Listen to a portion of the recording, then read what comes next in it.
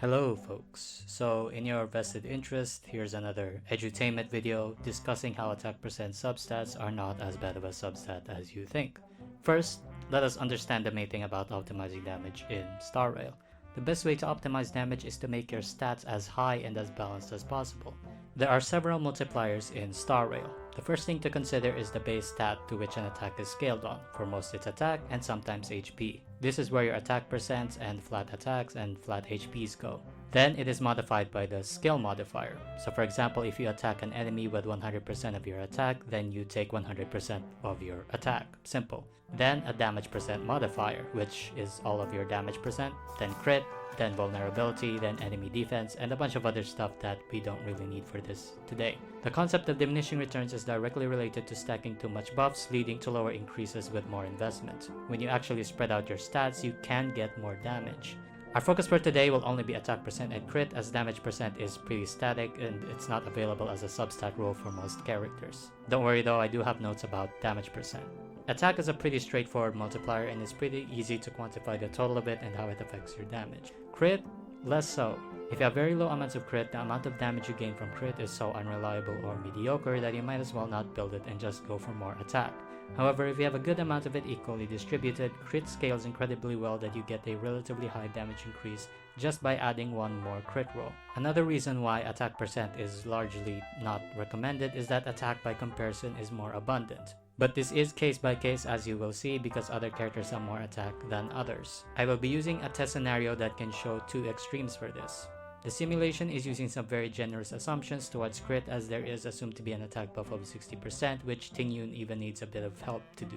Ratio is using speed boots and cruise with all the buffs from cruise active, including the 40% attack. Clara is using attack boots and Aeon with all the buffs from Aeon fully stacked. Both have 24 desired substats allotted for crit, and attack percent has a base of 2 rolls as unintentional rolls. In Ratio's case, due to his lower attack percentages from the speed boots and light cone, he doesn't lose nearly as much from attack, and off attack percent rolls are actually as half effective as a crit roll. And as you can see, having 2 attack percent rolls is almost as good as 1 crit roll increasing damage. Bear in mind, this is with 100% cumulative attack from supports and DLC. This is very biased to crit, and attack percent still isn't that huge of a decrease. Next is Clara. Clara obviously suffers a lot more as she has way too much attack compared to Ratio. She has 252% attack in our setup compared to Ratio's 184%.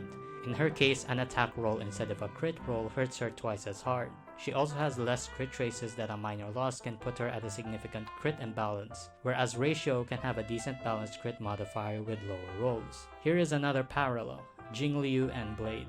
Blade is notably one of the hardest ones to support as he needs HP, which is incredibly inaccessible to supports.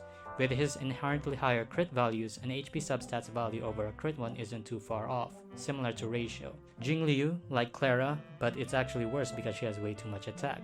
While she does have a great amount of crit, her attack percent is nearly double as other characters. It is just way too high to make a difference with one measly attack percent substat compared to another crit damage substat. We'll also go over supports one more time as they're actually very important to how reliable this simulation is. Ruan Mei lacks any attack percent for the team at E0. For her teams, in fact, sometimes an attack percent orb gives more value specifically because she has too much damage percent, though this is dependent on the DPS having their own set of damage percent traces. Bronya doesn't give consistent enough attack percent to have a good uptime on it that can make her hyper carries want to attack more. In Blade's case, he actually wants to run an HP orb with Bronya because she gives too much damage percent for him. Tingyun and Asta are 2 units that give enough attack to actually get to 60% with the right sets, and Sparkle for Mono Quantum also has a lot of attack percent.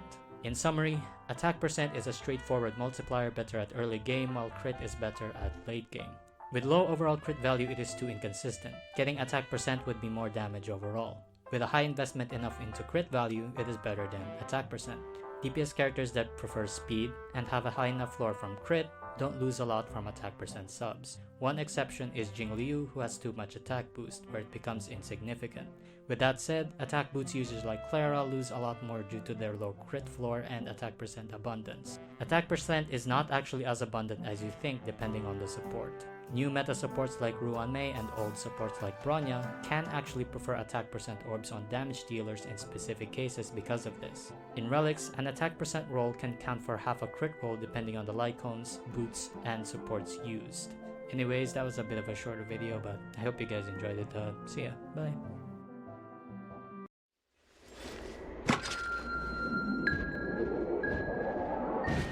無下進みましょう。